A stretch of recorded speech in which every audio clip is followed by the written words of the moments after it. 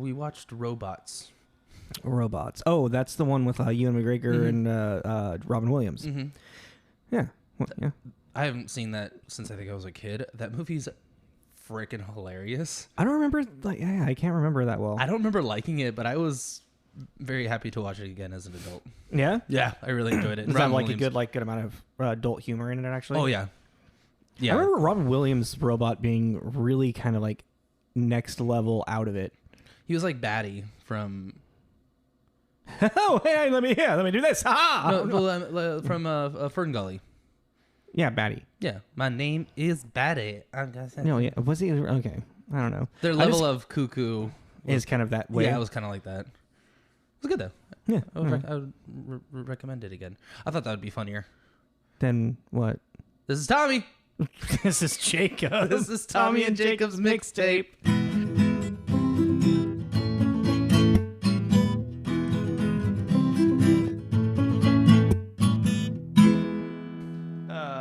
Hey everybody, what's up? Yeah, we're ready. We're ready to talk to you, talk and record. That's what we've done already. Hey everybody, we're all ready. I'm totally blanking on how we start this. Wow. So let's just, we were okay. Do you want to do that over? Kind of not really. I kind of liked me going like, oh, you need my notes. Hey everybody, how you doing? And like stumbling through with that. Okay, well, and now we're just stumbling through the actual beginning. Okay, so today's a review day. Welcome back to Tommy and Jacob's mixtape. I'm going to take the lead here for a second. So welcome back, everyone. Today you're joining us for a review, and today we're reviewing Adventures in Babysitting. Yes, Adventures in Babysitting. It was released July 3rd, 1987. Mm-hmm. It has a 6.9 rating on IMDb. This is our oldest one so far. Yes, it is. Mm-hmm. So, jumping back in time a bit. Let's go back in time. Sorry. That's not the right movie. I mean, I guess it's not... I mean, we got a connection with that with Miss Elisabeth Shue. Oh, yeah. Right. Burp, and I didn't want to do it in your ear. Do you want to give us your Tommy D's quick word synopsis? Quick word synopsis? What? It used to call it the 10-word synopsis, but then I realized I always went over, so that wasn't accurate anymore. We are really spacey today. A babysitter and her wards thrusted into the hectic world of downtown Chicago. I like that because I kind of use a little bit of that in my review, actually. Cool. Oh, cool. And this is not to be confused with the 2016 one, which I didn't know was a thing. Neither did I. It was a thing. And I looked it up. I watched the trailer for it. And oh my God, did it look so bad. It was like a made-for-TV movie. Well, yeah, it's a Disney Channel original. Oh, well, it might have potential. It's a Disney Channel original from 2016. Yeah, I don't know. It's not like, a Disney Channel original from like the early 2000s that we loved and enjoyed. Oh, I'm sorry. I didn't know you were so caught up on the Disney Channel. No, there's a clear like feel and like production quality and like style of like what now like Disney Channel is. It's like watching a Disney Channel TV show or like a Nickelodeon's TV show that like iCarly or something like that. That's the feel to it. You know what I mean? Uh-huh. Like that's a very different feel and like style than like what like Smart Guy was or Brink or Smart House. Is it on Disney Plus then? I don't know. After watching this, I'm gonna. But the trailer, it's about two girls getting lost in the city with two separate kids that they're babysitting and whatnot. And I don't know. It just, I was like, okay, whatever. They're making their own adventures of baby. Why are we talking about this one? We need to be talking about 1987. Okay, I'm gonna stop talking about 2016. God, he got so. Yes, it is. It is on Disney Plus. It's on Disney Plus. Okay, yeah. All right. Well, you should trick Fallon, be like, "Come on, let's watch Adventures of Babysitting," and I really, oh, okay, and then turn that on. And I like, what's happening? What is this? I mean, she probably wouldn't like that. I don't think it would work. I think she'd think I was drunk or something. How much have you had to drink today? Nothing. I So What have you drank today? all right. Anyway, so yeah, going back, Adventures of Babysitting, 1987. It was produced by technically Disney. Oh, it's technically a Disney movie. I mean, so Well, because it's Touchstone. no, it's not Touchstone. It's Buena Vista Home, or it's Buena Vista Home Videos or something like that. So this would be a really interesting thing for us to like research, and I halfway wanted to like. I have it brought up on Wikipedia, so we can maybe do a little segment on. Yeah, let me just read a little bit because it's technically Disney, but there's a huge history to it. So Walt Disney Studio Motion Pictures, what used to be known as Buena Vista Pictures Distribution, but like its history. It's like this is from Wikipedia. This is like I'll just read like the top of the first paragraph.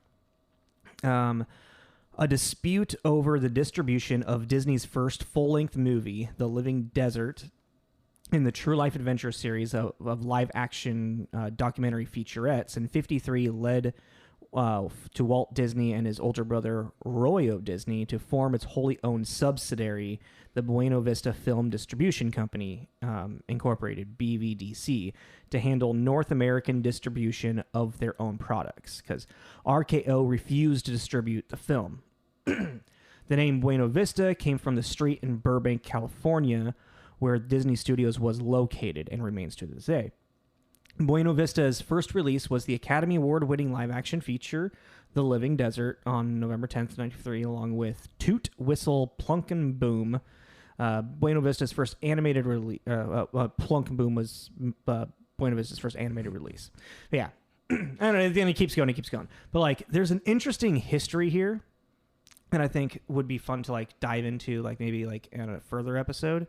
You know what I'm talking about? Well, yeah, and just to like clarify, it is the production company is Touchstone. The distribution company is Buena Vista. Oh, so I just got that all wrong when I was doing my research. Yeah, you got it. Like, so the ones that look at me being wrong. Well, no, 'cause I just and there's we'll get why the whole Touchstone thing struck out to me later on, but.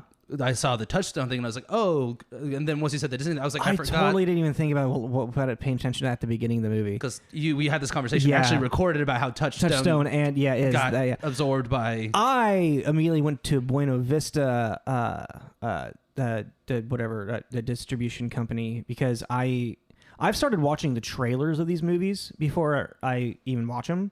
So like the original trailers.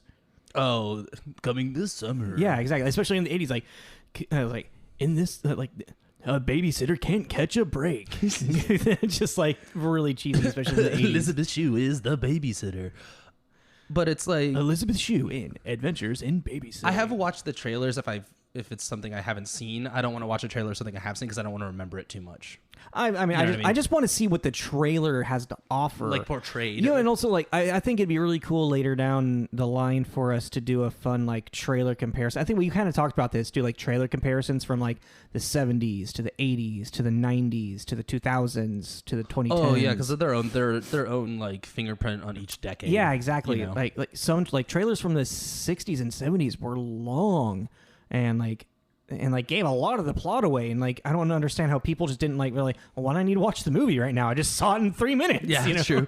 Well, like what people do today, it's like, well, I'm sure the trailer had all the best parts, and you're like, oh, yeah, I did. Like, well, I mean, but then like Kevin Feige with Marvel, he started like filming specific segments to be in the Marvel trailers that aren't even in the movies. I didn't know that. That makes sense. There's a lot of times I'm like, oh, that looked like a cool thing, and then it doesn't happen. I'm like, where's that cool thing? No, like, like specific, anywho. But yeah, I connected Buena Vista because when I watched the trailer, it ended with Buena Vista Video or Buena Vista Distribution Company as like with like the Disney logo, and I was like, wait, what? You're like, oh. Why did I see the Disney Castle star thing come over it? You know, that blue logo? Yeah. That like the star like... Yeah, the old school one. Yeah, the old school one. And it said Buena Vista underneath it. I'm like, huh? Wait, what was that? What's going on? I don't understand. Because they also did like Can't Buy Me Love. That's the only one that's coming to mind. Which is another 80s. It came out this year. with it. It's another 80s like it's like a romantic comedy. So this kid, he's a nerd, and he's like he's been like mowing lawns summer, and all of a sudden he saved all his money from mowing lawns, and he pays the popular girl to like do a makeover on him and pretend that she's his boyfriend, so then he can be cool at school. And then he becomes like, he's from like all the popularity, it kind of goes to his head, and he turns into a jerk, and she actually falls in love with him. So then he has to like, if you ask Fallon about it, she'll know exactly what I'm talking about.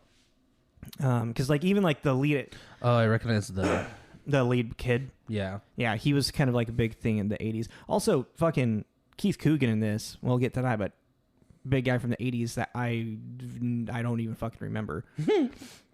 Yeah, with Patrick Dempsey. Yeah, Patrick Dempsey. Yeah. There's a lot of like weird 80s. I shouldn't say weird, but Seth like Green's in this. Oh, he's probably like just a baby. Yeah. You know. Oh yeah, I think he's his brother or something, or her brother. Go back. What? We're losing. What? We're losing trajectory. Oh man, what was I just talking about? Because I wanted to complete a thought. Oh yeah, there was a lot of like young 80s male young male heartthrob people. That young male heartthrob. What am I saying? That kind of just like that wasn't the creepiest thing you've said in a while. Yeah, okay. Let's just Adventures in Babysitting. Let's see, where did it place box office? Da-da-da-da. Do you want to do director and writer or box office? Let's do box office real quick. Because so box office. God, I have my microphone all angled weird. Box office number 35 for in year. So that's like the actual within a year, not just the calendar year and whatnot. And then number 32 because what was the number one of this year? For in year, 3 Men and a Baby. That's right, 3 Men and a Baby. And then Fatal Attraction. This is a weird lineup for top 5. Yeah, because there's 3 Men and a Baby, Fatal Attraction, Beverly Hills Cop 2, Good Morning Vietnam, and then Moonstruck. And Vietnam. Good morning, Vietnam. That's how he says it, right? Good morning, Vietnam. No, maybe. I haven't seen the movie in a very, very long time. I can't remember, actually. Then Moonstruck, which I've never seen Moonstruck, which I really want to add that to my list. Well, it's got a great Nicolas Cage in it and an Academy Award-winning Cher. Mm-hmm. And I really and which is weird, too, because Moonstruck came out and Witches of Eastwick came out. Same year? Yeah. Cher was hot in the 80s, dude. But so was Jack Nicholson was in that, too. In what? Witches of Eastwick. Yeah.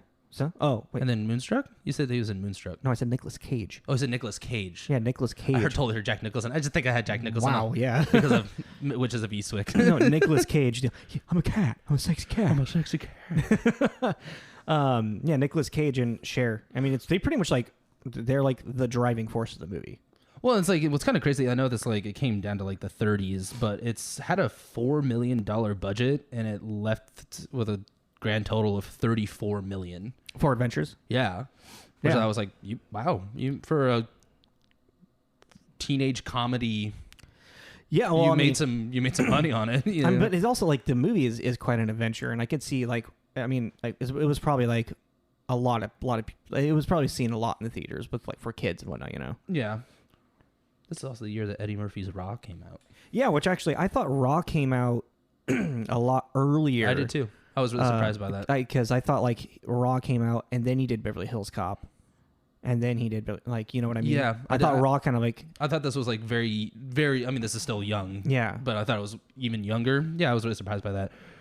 Unless he filmed, unless it was this is when it was released. True. I actually don't know when it was filmed. Huh. Because I thought he was 19 or 18 or something when it was. I mean, I don't quote me on that. I thought that. I thought he was he was a kid. You thought he was like a baby. Yeah. Oh, Princess Bride came out this year too. Anyways, you're doing it again. I know. So yeah. Do you want to go into director and writer? Or do you want to do review? Do you want to do director, writer? Let's do director, writer, and then kind of starring a little bit, and then we'll go into the reviews, and then we'll go into our review and everything. This director actually kind of tripped me out. It was another person that I've seen a ton of his movies. Yep. Never knew who he was for some fucking weird reason. I missed it. Well, this was his directorial debut. Yeah. So who we're talking about is Chris Columbus, who you will recognize such things from Home Alone 1 and 2. 1 and 2, yep. Mrs. Doubtfire. The Harry Potter 1 and 2. Yep. So that's Sorcerer's Stone. Those were literally just the ones that I put on there. Oh, and then so just the Rent and Percy Jackson, which is funny. Yeah, that's right. But then also just like I thought it was kind of fun to mention that he wrote Goonies and Gremlins. Yeah, I have that. Yeah, he started as a writer. Yeah. More than anything. And and then he also did the screenplay for Goonies. Sorry, yeah, he did the screenplay. That's what that SP next to Goonies means. Yeah. Reading my own notes. I mean, so that means he probably collaborated a good amount with Spielberg about like the story of Goonies and whatnot. So yeah, and it's just like looking at this, it's like he definitely does young, family, chaotic. I don't know. I mean, I guess Rent doesn't really fit in there. No, but I mean, but Rent is also, I don't know. Maybe it was just like something close to his heart. You know? Yeah, that's true. But I mean, like with Home Alone franchise, well, the first two, and then Mrs. Doubtfire, and then even Harry Potter 1 and 2. Which is interesting because I remember like Harry Potter 1 and 2 have a very different feel and tone than the rest of the series. Drastically. They're like drastically. Once you get to 3, it's like 1 and 2, like 2 is dark, obviously, but. Not really. Well, because that's the chamber. Yeah, it's Chamber of Secrets. Chamber of Secrets, yeah. Yeah, well, the whole idea is a giant snake going around trying to kill everybody that is half-blood. It's a genocidal snake. Yeah, I mean, I guess the premise is darker, but like the way that it's filmed and the way that it's presented is lighter. Very much like for children. Yeah, but then as soon as 3 rolls around, it starts getting real. I mean, different. that's also when like I almost said Tolkien. Whoa, no, not Tolkien. Why am I forgetting her fucking name, though? Maybe because I don't want to say it. Because she's all bad. What the hell is she turned into Voldemort? I'd rather say Voldemort's name than hers. She should not be. What the hell? You're right. I'm totally blinking. What? Now that you said Tolkien, all I can hear is Tolkien. Rowling. Yeah, there we go. J.K. Rowling. No, she's got bad politics. Anyways, what about her? You brought her up for a reason. No, because it's when it's like in the third book from like, cause I've never read the books. From what I'm gathered from people is that's when the books started to take a little bit more of a darker tone as well as in Prisoner of Azkaban, because it's like the children themselves are maturing and they're growing up and they're becoming more like teenagers, adults. So like the tones of the books are shifting as well. Well, then, I mean, but because also in the third one, too, if you think about who ends up being, who the initial bad guy, quote unquote, is a very much more personal thing to Harry, being his godfather that is basically the tool that murdered his parents. That's a very personal level of like attack that he's feeling compared to the, Voldemort in the back of the head and the giant snake. It's kind of like a little dehumanized. Pulling back in the adventures, because we could go on to Harry Potter, I think, very easily now that I think about it. Damn, I never realized that. So Chris Columbus, he directs a lot more like family adventure, like I want to say kids movies, but generally more like kids like movies. Yeah, because I mean Percy Jackson, it's fun, but it's a kiddie movie, but it's and then if you like fun. I mean, I find it interesting that he wrote Gremlins. I actually kind of love that. Well, that's what kind of why I brought it up, because you're such a Gremlins fan. Yeah. I was like, that's weird. Like, look at that. But then going into like the writer David Simkins, like this is like the only like feature movie that I saw that he was a writer on. Everything else was like for television, and that's all like teenage television as well. Well, I feel like a lot of the times that we have reviewed, a lot of our writers are they've got a couple movies under their belt, but then majority of the time, because even then it's not like they were a writer for an entire series. They did episodes within a series periodically here and there. It's starting to show like how much like writers in Hollywood they are always working. They are always writing stuff, which is impressive. And well, like I mean, because like you have Angel. He did 4 episodes of Angel. He did like 5 episodes of Charmed or something. 23. Oh, that's right, because he was also like he's a co-executive producer on it. And a consulting producer. Oh no, I'm sorry. You're right. No, he was just a producer and co-executive producer. Yeah. Okay, I was reading that wrong. But I mean, he's just got a lot of television credits, which and like I said, like television credits that are like teenage comedies. Yeah. Or like teenage driven, young young child, young adult driven. Ooh, Well, yeah. I'm just looking. I'm like, he wrote some, like an episode in Blade, and I forgot there was a Blade TV series. I know, same. I remember when I totally looked forgot. like he was like a producer on that or something, right? And he wrote one episode. I totally forgot about that. Yeah, no, I looked it up and I was like, what the fuck? Why do I like? What do you remember? What it was aired on? Was it like sci-fi? I want to say sci-fi. I remember I watched the first season because The only season? I don't. Was there only one season? Yeah. Oh, okay. Yeah. So I watched that season. But I want to say it was like I had to be sci-fi. It just oozes sci-fi. Oh, like, 100%. Like that's the only thing that would have picked it up. Like Comedy Central? I don't know. it wasn't that. I don't remember it being that bad. I never watched it. I'm just, when did that just come throwing out? shade for no reason. When did that come out? Was that 2006? 2006. Oh yeah, it was pretty. Oh, look at me calling the shots over here. 2006. Okay. Hey, I'm not stop. Yeah. And then so the starring cast, really, there's two big names in the movie, but one of them has a very, very much smaller role. Very much smaller role. Okay. Well, I mean, Elisabeth Shue is like Yeah. she's the name of. I forgot to look at what I mean. So, I guess before this, Karate Kid, and and then she did Back to the Future 2 and 3. She did, but I mean 3. She's very very small role in.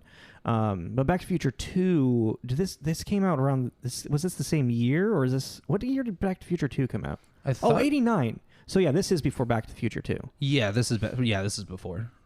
So like, I mean, I feel like that was kind of like all she really had like as like popularity. So I feel like this is kind of like her breakout as like lead role, Yeah, because let's see.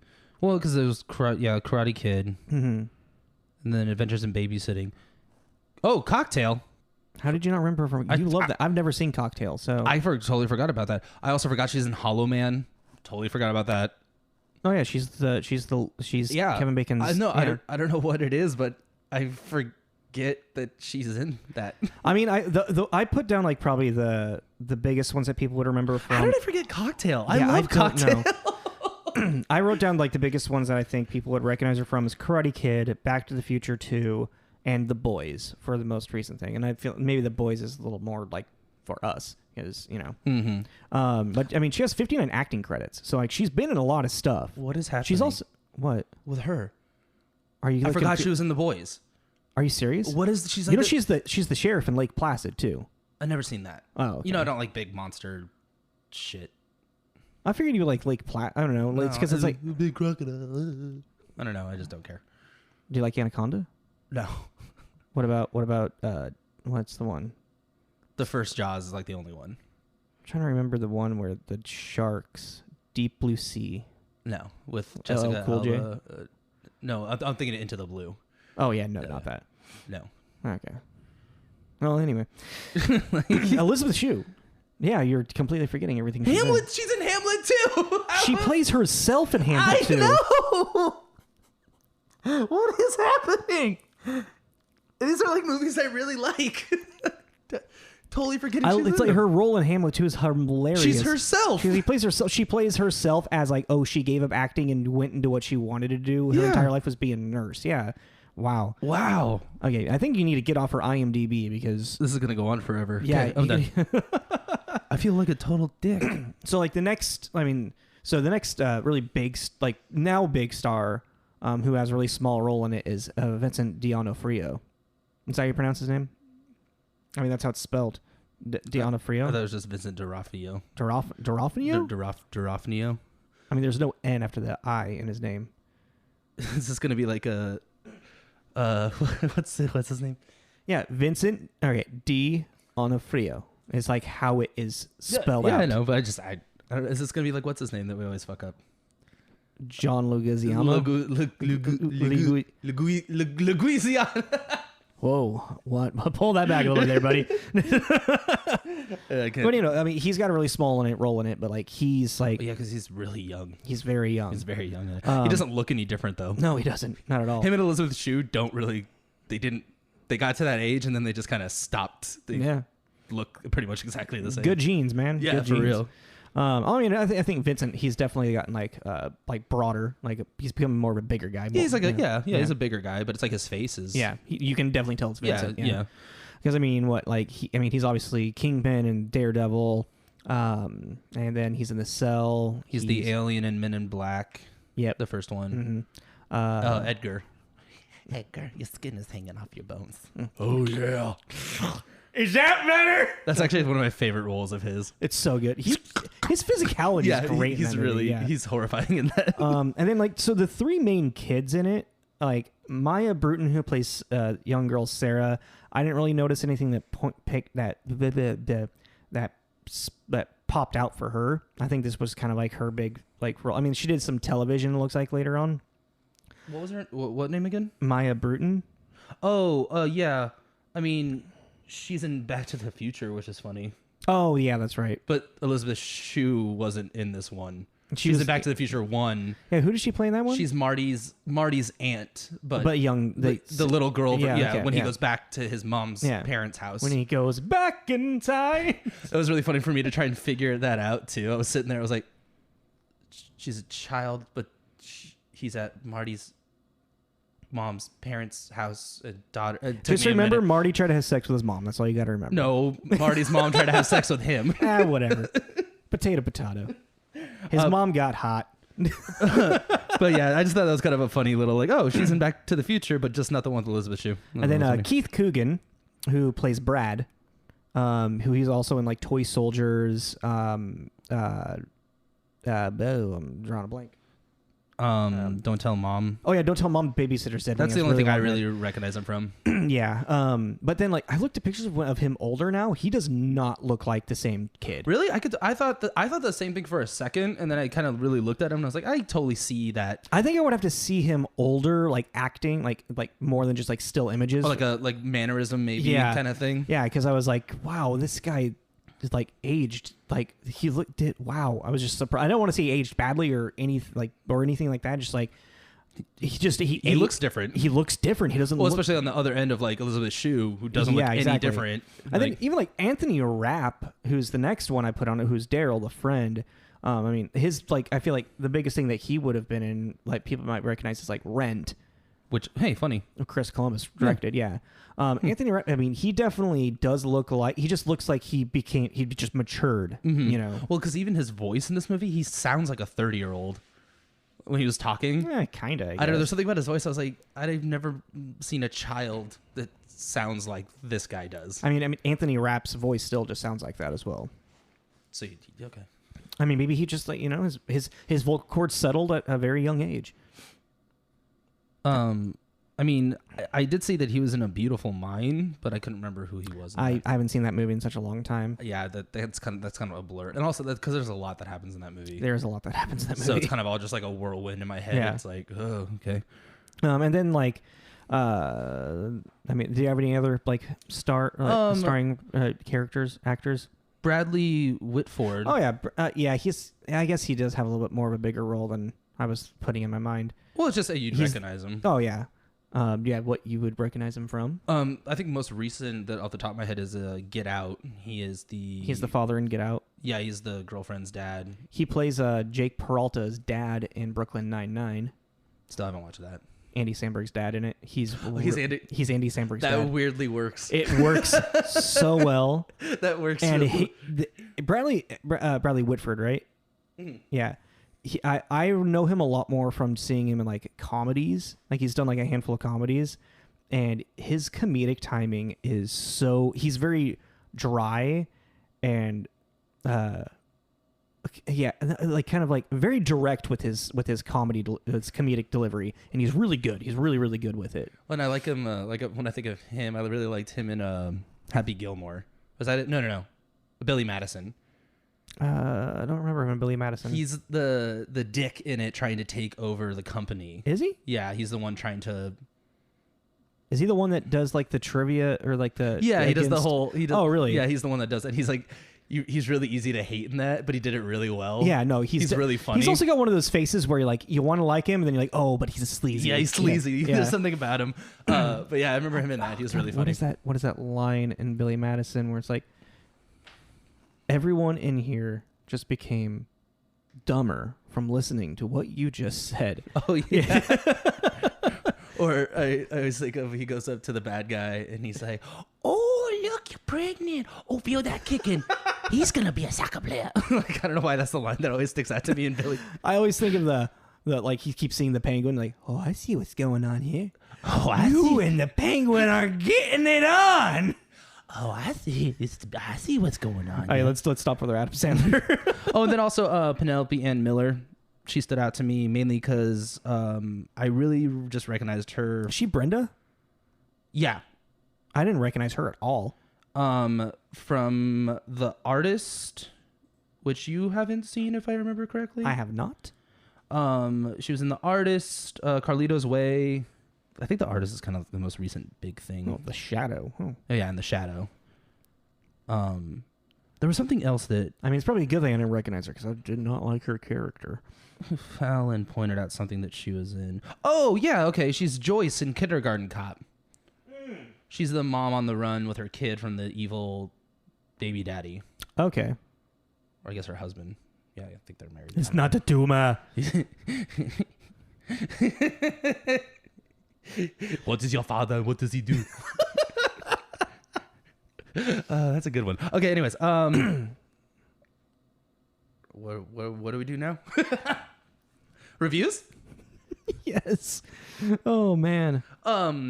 Okay, actually, yeah. So yeah, the reviews. Tell me what have you read? Who did you read from today? I took an expert from Teresa Telleriso from Common Sense Media. Mm-hmm. As perky as its heroine, Americans in Babysitting is a madcap clash through the mean streets of Chicago. Oh, that's really close to what I wrote. Oopsies. That's hilarious. I didn't realize that's really close. Whoopsies. I mean, hey, like I said, my review is kind of like has the same kind of wording too. Well, yeah, it was even the review that I wrote last night for There's Something About Mary. I finished mine, read it, then went and read yours, and I was like, oh, it's weird, very... Hey, I mean, it's a review of the same movie, so like... It's going to have... Yeah. And then Janet Maslin, New York Times, youngsters tour shadowy Chicago, overdone but peppy. I mean... Nothing. Chicago. There was nothing. The one that I did read that I thought was just really cool was Roger Ebert. Had one. I would love to hear Robert Ebert's. But like something that he pointed out. Sounded very sarcastic. Yeah, it really did. Something interesting, and this came out actually July 1st, 1987. So Okay. this is like old school, like. Oh yeah, I mean, because like reviewers will see it like on the red carpet, especially someone like Roger Ebert. Yeah. They'll be able to see it on the red carpet to give a review before it comes out. Yeah. Let's see.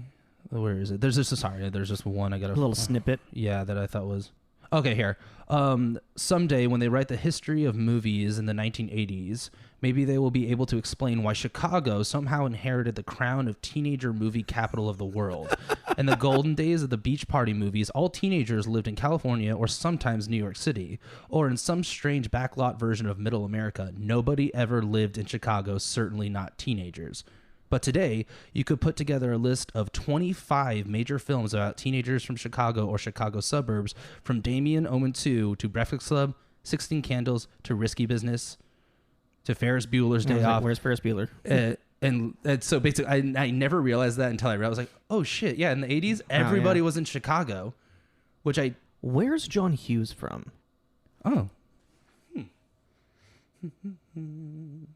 Give me Chicago. Atlanta. Give me Jacob's Wrong. I mean, that's. I mean, you see it like because like John 16 Candles, Breakfast Club, Ferris Bueller. Well, then I just changed it.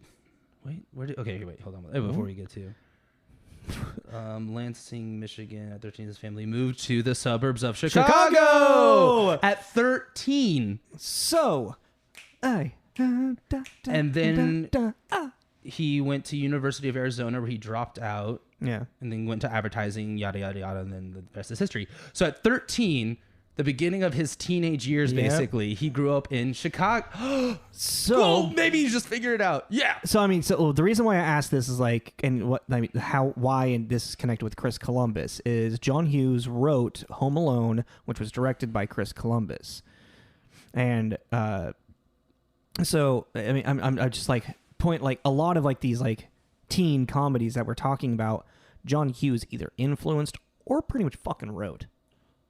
So it's like Ferris Bueller, 16 Candles, Breakfast Club, Home Alone, Christopher Columbus. It's like, you know what I mean? Yeah, man. I'm just like, he's like the Dude, godfather of teenage comedy. He created the Brat Pack. He was the 80, like he wrote the 80s Brat Pack. Yeah, it's just, it looks like just really, I think it's just funny too, because that review saying when the history books are written about the 1980s, and I'm like, well, that kind of like, oh, John Hughes is a big part of the 80s. Yeah, but I'm like, oh, that seems like pretty much hitting the nail on the head. Don't you forget about me. That's my least favorite one. Breakfast Club? Yeah. Oh, I fucking love Breakfast Club. I would think that Ferris Bueller would be your least favorite. I find Breakfast Club depressing. There's something about it. It is very depressing because it's fucking real. I find it really depressing. And then Ferris Bueller used to be my favorite one because I thought Ferris Bueller was awesome. But then as you get older, you either still think he's awesome or you think he's a dick. And I think he's a dick. Super awesome dick. Yeah, he's like a totally cool dick. Like I wanted to be him so bad. I identify with Cameron a lot more in my older age. When Cameron was in Egypt's land, let my Cameron go. I'm dying. You're not dying. Okay. Let's get back. We are all over the place in this episode. Oh my God. Again, we're sorry. It's been a weird day. It has. Okay, so now moving into my review. What? This took a while for that part to happen. Yeah, actually, no. We've taken a journey to get to here.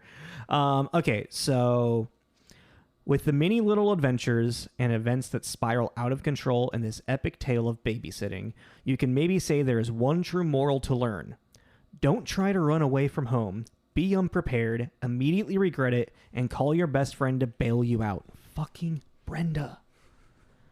Other than that ridiculous premise, The Adventures in Babysitting is an extremely fun and exciting family adventure.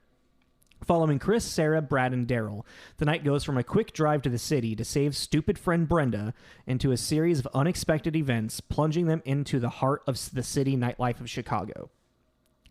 As much of this movie is about the adventure these children go on, the movie is also about growth and acceptance, mainly for Chris and Brad. Brad is lovesick over the enchanting Chris, but learns that part of life is accepting someone may not reciprocate those feelings that you have for them, and that's okay. Chris learns to accept that her current boyfriend is a sleazeball, and that kids can be good friends, too, I guess. The movie carries itself with a continuous build of conflicts and whimsy to make an enjoyable watch and an easy movie to watch again and again. It stays true to itself with these conflicts coming out of left field and watching this ragtag team overcome them through the night. As enjoyable as it may be, I however find it hard to find any depth in the film or any kind of real lesson to be learned. Other than don't run away from home because you might put your best friend in a crazy amount of danger trying to save your punk ass.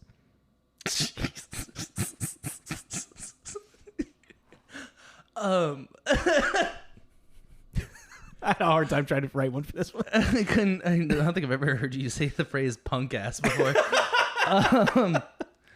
out of curiosity, in the beginning you were saying that Brenda's running away from home is unrealistic. Is that what? Kinda, yeah. But why? Why is the idea of a teenager running away from home, getting to the bus stop and being, when you're a kid, you make it to the end of the block and then, it's that kind of concept, but a little more extended because you have the means to get to the bus station. It's just like, she has like a moment when she's talking with Chris at the beginning about how she's like sick of her parents and whatnot. But like, there's really no like justification, and also, like, Brenda just comes across as, like, what are you running away from? Your privilege? Like, what,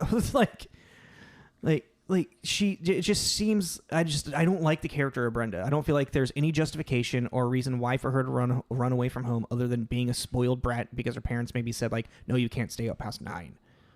I mean, I get that. I get basically, I guess what I'm reading between the lines is that part just could have been written better. Yeah. And I don't know. I could think of a couple ways. Oh, yeah, let's not like Yeah. a script doctor. Oh or no, anything. no. But it's like, I don't know. I didn't think it was. I'm going back and forth. I mean, in my that's head. really just like that's what kind of like the thing that I kind of stood out for me on like what was the driving factor of this movie. Like obviously like Chris going to babysitting like because her boyfriend cancels the date is kind of the inciting action that gives her the freedom to like go babysitting. But the true inciting action of what sets the night's events forward for the babysitting is Brenda being like, I don't know why I'm here. And that homeless dude like, get out of my home. I thought all that shit was really funny, actually. No, I mean, that's the thing is like all of this stuff that happens in this movie is fun, enjoyable. It's very funny. I was laughing through the entire movie. But it's all completely ludicrous. It's all completely ludicrous. And also when I was done watching it, I was like, what did I learn? What did I get out of this? Where's the depth of this? There's no depth in this film. It's just crazy scenario after crazy scenario after crazy scenario to just kind of make you. It's an adventure, but there's like no like moral or like depth to it really. Even like Chris's character, she stays the same through it more or less, other than like realizing that her boyfriend's a sleazeball. Brad has the biggest arc with him being like he's lovesick over her. But then, like, seeing her meet Dan and then him realize, like, oh, maybe I am just too young for her. Like, yeah. You know, like, and then him, like, being okay with that as opposed to, like, some, like, machismo type thing of him, like, but I'm the man. You know, and, like, it also, the movie doesn't even, like, push towards a narrative of, like, how Chris and him should be a couple. Her last name is Parker in this, too, which is funny. Sorry, that was random. Yeah, it was. It had nothing to do with what I was talking about. Her last name is Parker in Back to the Future. Oh.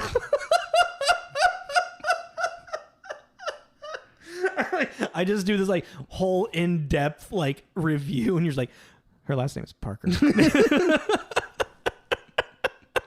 You didn't know that, though. But do you see what I'm saying? Like, it's like I'm trying not to shit on the movie, because this movie is enjoyable and it was fun, and I do recommend people to watch it because it is fun. Yeah, but I mean, you're not. Yeah, I mean, I also wouldn't have gone in, especially from I don't know. I was gonna say that, especially in an '80s movie, like really guaranteeing I'm gonna learn anything. I don't think there's gonna be. Oh, I mean, because a lot of times it's really basic. But like, it's also, especially in '80s, like guy gets the girl, like that's always becomes the same try it again thing. Yeah, exactly. And like that's part of this movie a little bit with Dan, because like Dan's character comes out of like left field for all this stuff as well. But you also like kind of want her to end up with Dan at the college kid. Yeah, the college kid. The actor looks familiar too. Yeah, I couldn't place him. I'm pretty sure if we looked him up, we'd just see things like, oh yeah. Yeah, his name is George Newbern. He looks familiar, but I can't look up his IMDb list real quick. Yeah. Oh, he's in Father of the Bride. Never seen that. So okay, yeah, Father of the Bride. He's the voice of Superman in Justice League. Okay, he has a lot of stuff. Yeah, like I said, but I don't really recognize him because a lot of it's like, I mean, he's just kind of he's Superman in Injustice. He's just kind of Superman now, the voice actor of Superman. Oh, really? Yeah. Justice League Throne of Atlantis. He's a character named Steve Trevor. That sounds familiar. Why does Steve Trevor sound familiar? That's Wonder Woman's boyfriend. Oh, right. Okay. Superman versus the Elite. He is Superman. Clark Kent, robot. I don't know why that's funny. It's funny. Oh, he was in Chicago Hope. Saw the one of them I didn't see. What is V1 again? Or that's V1. Yeah. Oh, that's 6. 6. Right. Then if it's before, then then it's 4. Yeah. Okay. Whatever. He's the Batman TV series in 2007, 2008. The Batman. He's Superman again. But it's like you're pointing out his voice acting, but like I recognize his face, from a lot more things. I did too, but it's like if you look at it, because he's been in like let's see. Let's move forward. Scandal and so on. Yeah. Anyways. I know exactly where I recognize him from. God damn it. What? Friends. He's the one that Rachel wants to date, and like he's the one has the beard. They bug bomb him on accident, and then Rachel's all has like crush on him, and it's like finally starts going out with him, and then he's really close with his sister. Like his sister and him like are really touchy feely and stuff and whatnot. Oh, yep, Danny. Yeah, I was like, is it here? And yep, you are. That's what you must recognize it because you also watched a shit ton of Friends. That's exactly what I recognize him from. Okay. Yeah, I don't. Because everything that I would recognize him from is all voice acting. Yeah. And then everything that I'm like, oh, I've heard of that. I've never seen it. So I'm like, here we go. Okay, now that we've figured that out, Adventures Babysitting has no depth. Yeah. So I meant to write down. I wanted to actually just write down every single event that happened to these guys, but I think we can figure it out. Well, it's funny that you said that too, because I was gonna say in a very Home Alone-esque. Actually, no. Well, let me give me 1 second. Very Home Alone-esque, like the director did something. Well, very Home Alone, Mrs. Doubtfire. Yeah, like I'm just gonna stop there with Home Alone and Mrs. Doubtfire. Mm-hmm. It had a very good, chaotic event. Yeah. Like phases. Trail of events. Trail of events. Very much in that fashion. You know, Mrs. Doubtfire, her face gets run over by the truck, and she has to make up this face. Yeah. Like that kind of thing. These escalating, getting crazier and crazier moments. And again, they're completely ludicrous, but they're like pretty funny. Yeah. You know, like okay, so first and foremost is just Brenda, right? Brenda. Yeah. Betty. Brenda. Okay. Fucking Brenda. Fucking punk ass Brenda. Dude, I haven't actually like hated a character on screen that much in such a long time. Like I literally, the actress listened to this. She's like, "Well, fuck you too." Well, no, good for her for like she did a great job portraying this character. This character is just horrible. Oh, I hate this character so much. You like literally like I don't know why I'm having such a reaction. But when she like picked up that rat, and I was like, yeah, that's fucking right. Pet that rat. You deserve this shit. Jesus. Glasses get stolen. I'm like, that's what you get for fucking going to the bus station in the goddamn city. Why? Sorry. I'm wearing headphones and we're in a small room, right? 6 feet apart still. But so the whole the start of his Brenda calling and being like, "I need you to come pick me up," to Chris, which I also love her name. Chris is really cute. I thought it was Chris Parker. I was like, that's cute. Very fitting for Elisabeth Shue, who's very entrancing in this movie. Actually, she's always Well, no, I find it amusing. Like almost every guy that she ends up like meeting through that, like Brad's like in love with her. Daryl has his thing obviously for her as well, and then like Joe Gipp, the car thief. He's like there's a weird like chemistry between them, and then like Dan. This is like a whole weird kind of thing too, because it's like there's something about Chris. There's something about Chris, yeah, like something about Mary. Then we talked about Cobra Kai. Then we had this, which I'm like, this is a weird trail that kind of made in these like 3 last episodes, but. So then she decides to get in her car and take the kids. Well, yeah. So like Brenda's just like freaking out and like she can't get out of the city because she spent all of her money to get. Also, it's like, okay, move it on from we get it. You don't like Brenda. Why would you like purposely spend all of your money on a cab, get to the train station and be like, oh, I have no more money? Like what? It's called a plot point. It's called. Stupidity is what it is. So Chris decides that she's going to leave the kids at first. Yeah, well, because Brad's still there, you know. Yeah, and he's only like she's like 17, he's like 15 or 16. Yeah, that whole like you're just a child. He's fucking 2 years younger than you. But I almost went really like bad words there. Think about when you were a senior and looking back on the freshmen or sophomores. You looked at them like they were gremlins. Like freshmen definitely. That's not true. I was actually, I guess. When I was a senior, I think I went on a date with a sophomore. I mean, she was. She was just like cool. Yeah. No. I was just thinking. I was like, I'm trying to think of if I had like a lot of sophomore or freshman. I would like. I wouldn't have ever like dated a freshman when I was a senior because like I just like that was. I always felt like even like in college, like the seniors that would go out with freshmen was just kind of like young freshmen. It was just like that's kind of pushing it. It's like you're kind of like they're bright-eyed and like, oh, like the new experience and whatnot. And I feel like it's a very much like easily taking advantage of a person, you know. Like depending on like when I went to college as a freshman, I was like as old as most of the seniors, or older than some of the seniors. So like there was definitely a couple seniors that I went on dates with because I was the same age as them, you know. Yeah. Which is why I also tried to avoid dating the girls in my class because they were all just coming out of high school and I was already 5 years separated from high school. So that's fair. Well, it was just, I think also like, I think I was friends with some underclassmen because also Kevin was a year younger than we were. I thought he was 2 years. I can't remember now. I thought it was a year. I don't know. Because when I was a junior, he was a sophomore. I don't think he was a freshman. But anyways, but even then, so it's like we were friends with 1 year below, but then they also had so it became like this trail leading back. So I remember like being friends with some classmen. But anyways, we did it again. Where the fuck were we talking about? Brenda. Fucking Brenda. Punk ass Brenda. Elizabeth, like, so Chris going to... Thank you, yeah. Chris going to go pick up Brenda, and then gets blackmailed to let... Yeah. What's his fuck go? What's his name? Daryl? The redhead? Daryl, yeah. No, I mean, yeah, because she ends up like, what a sleazy fucking dick. Let's just really quick, if we can, without elaborating on each event, go through, like, each event that happens to them. Okay, starting with the blackmail. I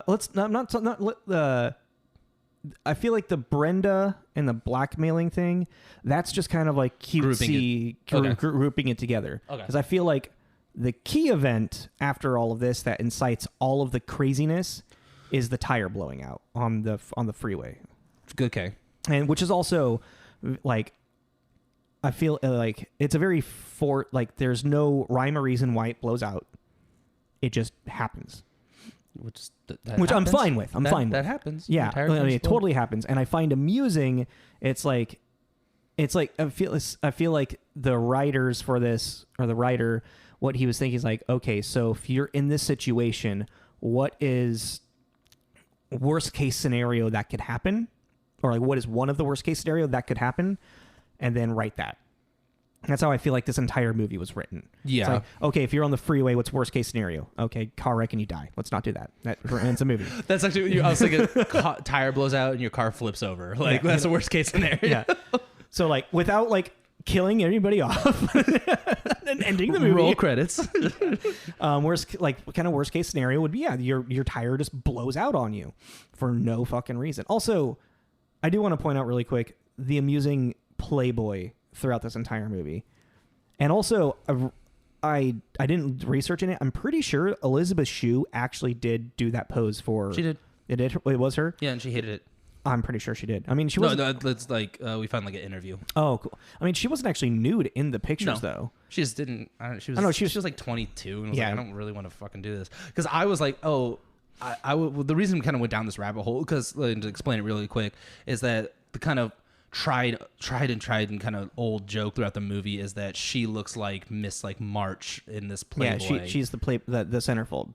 Yeah, but like, so this playmate looks like Elisabeth Shue, and Elisabeth Shue looks like this playmate. So everyone stares at her gauntingly, like, "Oh, look!" It's there's Miss even March. like advertisements all around Chicago with her on it. But they're like, "Oh, look, it's Miss March." Yeah. And that just kind of got old to me. But I can't remember where I was going with that. Hey, just because it just got old to you? Yeah, maybe. But yeah, so the reason we looked it up, because I was like, how funny it would be if we could actually find who this model was. And you found out that actually was her posing for it? And then so that we could pull up the picture and be like, how much does this other woman actually look like Elisabeth Shue? And then we found out going through the different like holes, like, it's actually her, like, dolled up as a playmate, and that she hated that whole thing. I mean, that's fair. At least she wasn't actually like posing nude. No, because it was only like... it's a children's movie, it's a family movie. I really thought I thought this was rated R. I was like convinced for a second. They say fuck twice in it. Yeah, but you remember the rule? You can't say fuck. You can say fuck twice as long as it doesn't revolve around fornication. Yeah. As long as it's not like, I'm gonna fuck her, or I'm gonna Yeah. You know, You you don't say can tell that. someone to fuck off. Yeah, you can say fuck off, go fuck yourself. Would that technically break the rule? Go fuck yourself? I don't know. Like, maybe? I don't know. That might be a fine line. But yeah, that's one of the rules. And so when they said there are two fucks like back to back, basically. Yeah. And I was like, I was like, whoa, that's I kind was of... like, this has to be rated R. And I was like, no way. I was like, no, it's got to be. I think like just because of the easygoing nature, the fun nature of this film, like there was probably like when the like MPA were like watching it, they were probably like, oh, well, it's all fun and games, guys. Well, then I just thought, especially with the fixation on Playboy, and then Which that was, I mean, if it didn't have that fixation on Playboy and it didn't say fuck twice, I'm pretty sure this movie would be rated PG. like those were the three things that pushed it, or Yeah. the two things that pushed it over. Yeah, because even like if you look at like Home Alone's PG, Yeah, Kevin doesn't walk in the room going fuck. he slaps his face. Fuck! I would like that movie a lot better. That would have been really Anyway, funny. okay, so tire blows out, and then old man pulls over, and they're scared of old man. But then so that he's actually like tows them, and then the next one is he gets a call that his wife is cheating on him. So he just on his radio. There's no cell phone. on his radio. Yeah, no cell phone. Yeah. So he gets a call on his radio that his wife's cheating on him. So he just like freaks out, pulls a gun out of the glove compartment, and just takes the kids to his place. Well, like, yeah, that's not important. Continue. Yeah. They get into the guys. They get into a car that was the guy that was cheating on his husband. Well, just to roll back a little bit. So yeah, they pull up to this tow driver's home, and he goes in literally guns blazing. Like he's straight up like, I'm gonna murder this dude. But I thought it was funny too is that when he pulls up to the house, that is the first time you see the jockey statue being knocked over. That is also in Home Alone 1 and 2. Oh, I didn't realize that. Yeah, there's a jockey statue, and it makes a very clear shot of the jockey statue getting hit and knocked over. And I was like, hey, wait a minute. And then it's the same statue. Chris Columbus doing a fun little call. Yeah, it was just a little like No, that was a call. That was a callback. That was a Home Alone did a callback to Adventures in Babysitting. Then. Yeah, but I just was like, oh, it's like this is where it started. And, you know, I just thought that was kind of funny. So yeah, then they get in the car, which is then being stolen randomly. It's like literally They almost get shot too. Oh yeah, they almost get shot by the dude. It's getting randomly stolen, and then the car thief takes them to the chop shop. Which we were both like, why are you taking them to your organization's It's chop like, why don't you shop? take them where they need to be? Or just kick them out. Be like, get the fuck out of the car. Because Joe's actually a nice guy. I mean, that's actually one thing I kind of like. It's like he kind of has a smugness to him the entire time, but he's also like he's a car thief, but he's a nice guy.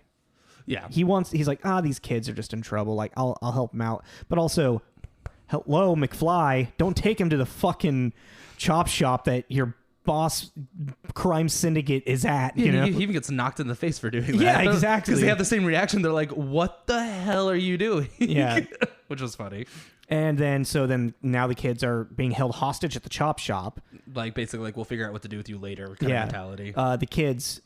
Daryl takes the Playboy, and the reason he does take the Playboy is because Daryl had brought the Playboy in the beginning of their journey, then started showing it to Brad being in like, the back seat next to. Look how much Chris looks like this chick. Like, oh my God, it's crazy. So he throws it out the window. Brad throws it out the window in panic. And then that was my dad's. And that's only important to know because because otherwise it's like, why did he take he's trying to replace his dad so he won't get in trouble. Yeah, exactly. So that's why he takes this Playboy. Yeah. He's not just. I mean, he is a pervert, but I mean, yeah, he's not just like run around stealing people's porn. Like there's a reason. He's not a sex addict yet. He's on his way. So then they crawl through a hole in the ceiling of the office and then like escape the building from like through the rafters of the building because it's a warehouse with rafters in it, and then down, and then now the bad guys are on a foot chasing the kids. And the kids, then they get into the blues. Because the Playboy has... No, yeah, the Playboy has their car shipment that they stole for Philadelphia. Has all my notes on it. I need that. It's like, like they wrote it on the centerfold.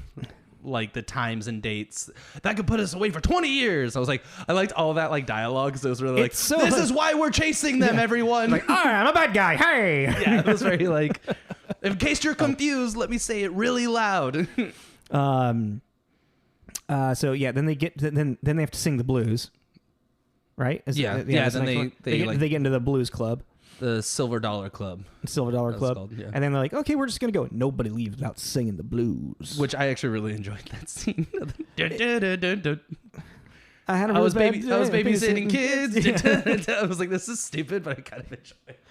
I mean, that's exactly. I was like, "What is happening? What the fuck?" Actually, what did I write down? Just like sing the blues. Like nobody leaves without singing the blues.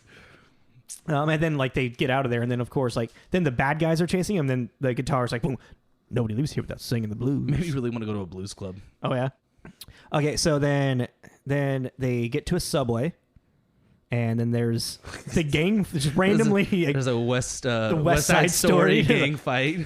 Yeah, that goes on between the guys in the black shirts and the guys in the red shirts. hey, we're gonna fight. Hey.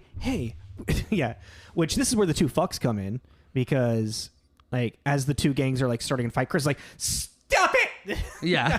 I will not have you have this violence in front of these children. Pretty much. She was actually like, do you mind killing each other when we get off the train? I did. I was like, she's like, you do what you want. I just don't want to be stuck in the middle of it if that's cool. Yeah. And then it becomes a... Well, and then like one of them like grabs her and then Brad's like, hey, get your hands off, like stands up for her. Like, Brad's a good guy. Brad's a nice guy. He's not doing it out of any type of like trying to like win Chris's heart or anything. He's just like, I think this is like just like true natural chivalry, you know? Just like, hey, dude, get your hands off her. Like, what the fuck's wrong with you? Yeah. Which then, of course, since he's standing up to them, what's the worst thing that can happen? He could get a knife wound. Yeah, because they each have pulled out their switchblades. Yeah. Which I was like... Because, like, all Chicago gangsters, or, gangs, what, yeah, gang members? I don't know. Yeah, I don't know. Yeah, they're gangs. Yeah, they're gangs. They're two opposing gangs. He throws the knife down, and it stabs through Brad's shoe. Oh, yeah. Because they have to get to the hospital. Yeah. And he's all panicking because he's like, it's a knife wound, oh my god, and one stitch. He's all bummed out that it's not more. Oh man, how's Chris ever gonna think I'm cool? Yeah.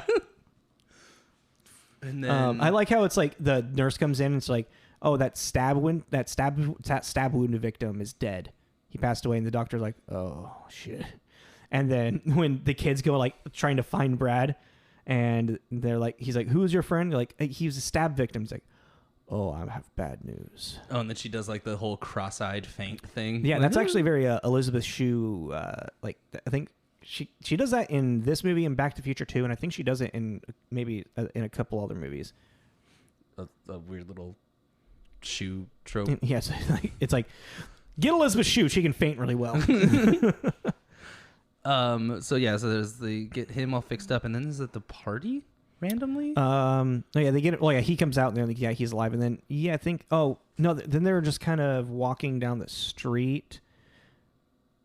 Yeah, they're just like kind of walking. This is also when Daryl, like, almost picks up a hooker. Oh, yeah. Oh, yeah, because I can't remember. They were having, like, some interaction that made them think of Brenda again, because then their night they've forgotten kind of entirely. Yeah, exactly. So, like, she, Chris is like, she's way too old for you. And the girl's like, I'm 17. Chris is like, wait, I'm 17. How did you end up on the streets? And then she says, I ran away from home. And they go, Brenda! And they run off to go find Brenda. God, yeah. Which then and then Sarah has to go to the bathroom really bad. So that's why they end up at the college party. Right. So then they go into the college party. There's nothing bad happens at the college party, actually. No, she meets Dan, yeah. The new love interest guy. Yeah. Hey, smooth talker, actually. Which actually, what's really funny, what's the opening song? And then he kissed me. Oh yeah, by the Crystals. Then he kissed me by the. If Crystals. you actually like listen to like the opening verse of that, yeah. It's exactly that story. Yeah. And I noticed that. I didn't really notice until the end. Yeah, because they bring that song back. Back. You know, yeah, that's exactly when I realized too. I was like, okay, all right. Sarah has to go to the bathroom. They meet Dan. Oh, they also in the hospital. I really wanted to hold that for a little bit longer. In the hospital, the guy that the car was stolen from sees the kids and he tries to attack them, and then the old man that with the hook hand, the old man had a hook that saved them on the freeway, tackles the guy and like gets the kids out of the hospital and is like, hey, I fixed your car up, it's all ready to go, fixed your windshield, sorry that's my bad, but you're gonna have to pay for the tire, it's gonna be $50, you just got to go to Dawson's and whatnot. So they're on the way to they're on their way to Dawson's. Oh, and then so after the whole party and the little girl Sarah, what's her name? Sarah. I didn't make the one time I didn't make a cheat sheet for the names. Sarah and so she goes to the bathroom and then they get a ride from Dan to, which like I guess like the only like escalating point in the party was when Daryl starts making out with that college girl. Yeah. Which then like the dude's like her boyfriend's like, what are you doing? Oh my god! And then almost gets into a fight, but then Dan breaks it up really quick. Yeah, and then gets them out of there. He's like, done to save the day, ha! And then they're driving down in a really cool Jeep. His 80s Jeep was Renegade. Yeah, the Renegade. That thing was cool. It was so 80s. Yeah, it's really cool. So he takes them to Dawson's. Yeah, and then that's when Vincent D'Onofrio. Vincent Domino. Vincent Domino. He was like, he's kind of an asshole. But he looks like they dress him up to look like Thor. Oh yeah, Sarah has a very unhealthy obsession with Thor. No, it's not. I don't think so. I don't know. Looking in her bedroom, I was like, holy crap, that's a lot of Thor. Yeah, but I mean, it's a kid thing. Yeah. What if it was dinosaurs or like I don't know. Holy crap, the kid is way too into dinosaurs. Also, really want to point out at the very beginning, I guess, like very un-PC joke. Oh yeah, I wasn't gonna bring that up. Well, I mean, we kind of like because. He calls Thor a homo in this, and like very much obviously that was the joke of the times. That now it's gross. Well, actually, when he said it, I was like, holy crap! Okay, I had that reaction too, and then I was like, 1987. It's the 1987. All right, yeah. And he's doing it specifically to piss Sarah off. Yeah, exactly. So he's like being super dick about it. So when Sarah sees Dawson, who is Vincent Domino. It's a D'Onofrio. She convinces him for Thor because he has long blonde hair. And he's holding like a sledgehammer because he works at a car shop apparently.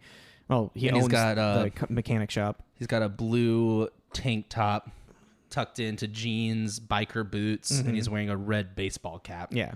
So it's like, he looks like Thor. So Sarah like bows to him and stuff. Is he in a Marvel movie?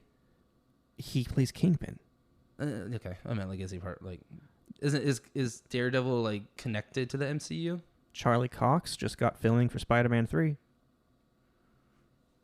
so they're bringing it in. Charlie Cox plays Daredevil. Okay, thanks. It's like, oh, okay, cool.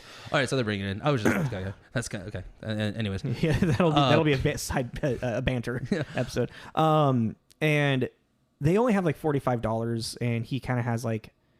I kind of was like, dude, like, how much of an asshole are you? They're $5 short. And I'm sitting there thinking, like, how much was $5 in the 80s? Is that like equivalent to $20? Like, he has this whole like looking out for number one, yourself and only yourself kind of mentality, and then she has this whole Thor is a hero. I thought you helped people. Still talking to him as if he is Thor. Not like you. She is convinced this guy is Thor. And so she has this really cute moment where she takes off her little Thor helmet. And she warms the giant's heart. And then he like is like, get out of here. And by the way, kid, I got one of these at home, and gives it back to her. I was like, that turned cute. Yeah, and then I like Elizabeth. She's like, can I get your address so I can send you a check for that? Get out. Yeah, he's like, I'm not talking to you. I'm talking to her. Okay, so meanwhile, all this like the bad guys are actually like finding them out or figuring out where they're at because they talk to Joe, and Joe's like, they follow them from Dawson's. Yeah, and then they're driving back, and then Chris points out that that's the restaurant that. Oh, that's right. I was trying to figure out how Sarah gets away. Yeah, so that's like, that's the restaurant that I was supposed to go on my date tonight with, and then Brad goes.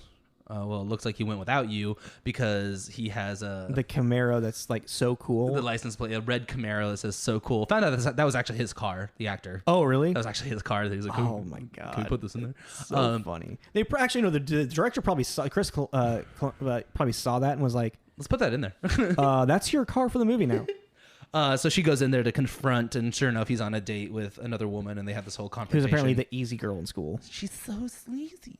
So she confronts him, and that was actually this is my whole scene. This is my favorite scene in the movie, just because of how it ends.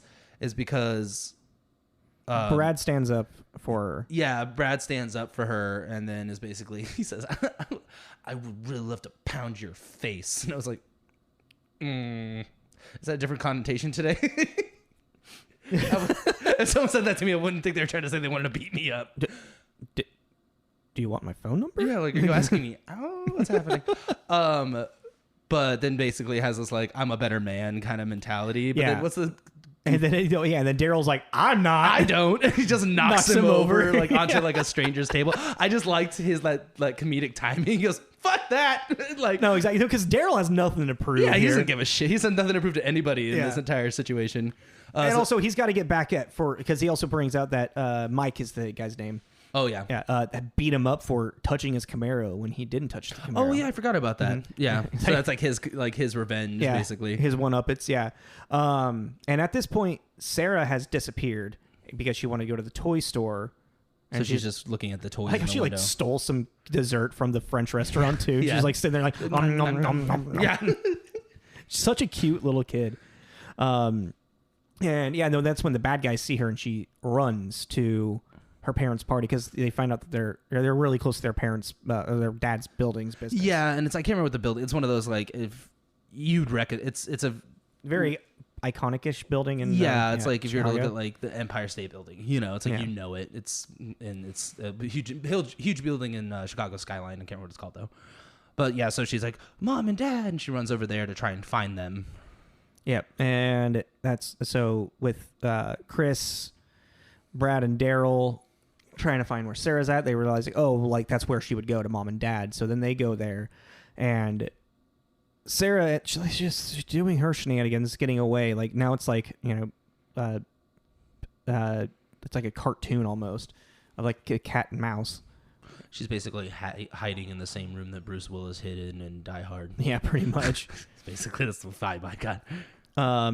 She starts crawling. She crawls out a window to hide. Which I was like, why jump to that? But whatever. Right? What's the worst that could go? Worst case scenario type thing. 6-year-old plummets. And then what's his name? One of the bad guys, Graydon. He starts crawling down out the window. Well, first tries to pull her up because I think he's like, I need to save this child. No, that's like the thing too, because he was like, this goes from just like car theft shit to now like manslaughter to like murder. To child murder. He was like, I think he was also like, this is not like I think because even his like he never says anything, but you definitely get this vibe of like this has gone way too fucking far. Yeah, exactly. This is too much. Like we need to reel this whole situation in real quick. Yeah. So it seems like he legitimately is trying to save her. Yeah. Because even like there's when he's going down and she's like trying to come up, he's never grabbing for the he's magazine. Like, arr, arr. No, he's I'm like, the bad guy. He's like, give me your hand. Yeah, come on. Well, let's get back. Let's get back inside. Yeah, let's get back inside. It seems like he's genuinely concerned with this child, which I was like, oh, okay, that's rather than just being this. The other dude is more of like fuck him. Yeah, like bad guy. And then Chris sneaking around the party sees that Sarah's outside on the window ledge, and that they need to go up a floor. Well, so the how they figure out what floor she's on, because I was like, how are they going to figure that out? Because of her little chocolate on Claire thing that she stole from the restaurant. There's fingerprints. There's chocolatey fingerprints. On 42 and 44. Yeah, so basically, the two bad guys split up between the two floors. Mm-hmm. The kids just go to the first floor, the 44th floor, 42nd floor, and that's where the party is. And that's kind of a fun little like. She puts on a jacket to hide from her parents, and she's like sneaking around. The parents, not her parents. Huh? Not her parents. The parents. Sorry. I'm sorry. Whatever. Yeah, the parents. The mom's fucking drunk. Well, I had one of those moments where I recognized someone in that scene, and I was really. Have you watched Schitt's Creek yet? Not all the way through. Remember Bob? He's like an older, bald, white guy. No. Oh, anyways, he's in it. He's in it for a split second. He's called Drunk at Party. Oh, okay. And he came up for a split second, and then he said one thing where I just heard his voice, and I went, "Is that fucking Rewound It?" And sure enough, it was. But I just thought it was funny. They get up on the 44th floor, and they get Sarah out of the window, and then and then Joe is there. Joe Gipp. Yeah. The car thief. He that's right. He kind of like helps them out. He like pulls them back up, doesn't he? Yeah, like he's And then he also like that's right. He pulls them back up, and then they're like, "Oh, what about him? What about Graydon?" And him. No, Brad pulls her up because I remember they like hug, and she's like, "Oh, Brad," but then it's like that Joe just comes out of the darkness. He's like he was like slowly following. I think I was writing. I kind of like this is kind of a great part for me, but I do remember them be like, "Oh, should we get Graydon up?" And he kind of looks out the window. He's like, "Let him sweat it for a second." Let him sweat it for a little bit, yeah. And then the main like bad guy that runs the car chop shop and whatnot is like telling Joe to leave. He like shows up and he's like trying to tell Joe to leave, and like he's gonna deal with the kids, and then Joe just fucking clocks him, knocks him out, leaves him with the Playboy though. Yeah, leaves him with the Playboy. So he's like, this is all you want, so here you go. I'm gonna get my lucky shot in, and I guess I'm not gonna work for you anymore. Yeah, this is my letter of resignation. And then he says to Chris, "I guess babysitting is dangerous." And then again, it jumps back into that. He looks at the centerfold, and then she's like, "I know, don't say it." And she doesn't even compare or something. Oh yeah. See that weird like like she has like it was like like it almost it almost seemed like they were like leaning to putting them together, but then they went with Ben. Is that his name? Dan. Yeah, because they did have a little chemistry thing back and forth, which I don't know. So now they finally they got everything. Like they got the car, they got the bad guys off of them, and now they just need to go home. Oh no, they go get Brenda. Then they go and get Brenda, and Brenda's like, "You won't believe the night I've had." Yeah, fucking Brenda. Oh god. And then quickly get them home. Oh yeah, I like this. It's the race against time, which Before is the parents very get home. classic '80s family, like adventure, like don't let the parents know. Ferris Bueller versus Rooney. Yeah, exactly. Kind of. Well, no, it's Ferris Bueller versus Rooney versus his dad too, because the race at the end of it is against his dad, mom and dad. Oh yeah, but Rooney's already at the house. Yeah, well, Rooney had already gotten the house. I think he's already like, but no, it's. I remember in Bueller at one point, like, his mom, his sister, him and his sister make eye contact, and she's like, oh, and it's like, and then, that was a really good scene. I fucking love that movie so much. So yeah, I remember. So Chris like asked Sarah, how fast do your parents generally drive? I don't know, 45. Okay, 80 sounds good. But also like that's reckless driving. I know, but I also like that he's like, I don't know, like how fast do your parents usually drive? I'm like, I don't fucking know. Yeah, I'm not looking at the speedometer when I'm with them. Like, legally, legal speed limit, not 8. Yeah, but yeah, then they get. They get home and like Chris has to like rush to like clean everything because they left in a rush and whatnot. Runs and jumps on the couch right when the front door opens. Yep. Oh, how are they? Oh, it's fine. Yeah, everything was great. Oh no, yeah, what a wonderful night. And she goes and says goodnight to the kids. Like, and so and then they talk about like how they have now they're friends. Now they're friends. Yeah. Like, hey, I know you like since you're a senior and I'm a freshman, and if I say hi to you in the hallway and you don't say hi back, I get it. I totally get it. I would never ignore a friend. Oh. And then she goes outside to leave, and the renegade shows up, and there's Dan returning the skate that Sarah lost. That has her at if that lost address. if lost, please return to Sarah. And I don't know, he's looking for a babysitter, and she's like, I'm retired. He's like, oh, well, who'd you need it for? I was looking for a babysitter for myself. Found out that was really creepy. I was like, I don't know, it's kind of smooth. I thought it was like, yeah, he's kidding. It's like this has kind of been their banter the entire time. Yeah, I was like, I guess I can see how you could think it's. I don't know. It's like, I think if it was like it's like you're just meeting her, like not a second. You know what? Like if it was like not like a cute, like a meet cute chance meeting. I don't know. I thought like, I need a babysitter. Then yeah, I'm looking for a babysitter for me. No, I thought it was suave. I thought it was smooth. Yeah, I thought so too. And then he kissed her under the stars, and then I can't remember what the lyrics are. Also, if you don't know that, for some reason you haven't seen that song, seen this movie, and don't know that song, it's a really good song. It fits perfectly for the movie. And it's in the Goodfellas. I don't remember where it is. Oh, really? Yeah, but it's in the Goodfellas. The opening scene with Elisabeth Shue dancing around and lip syncing to it is so fucking adorable and really well done. like it really established. Like I feel like the beginning of this movie did a really good job of establishing Chris's character so well, and just like kind of like a feel of the movie. It's gonna be bouncy, it's gonna be fun and whatnot. So yeah, I mean, and this movie's got a 6.9 on IMDb.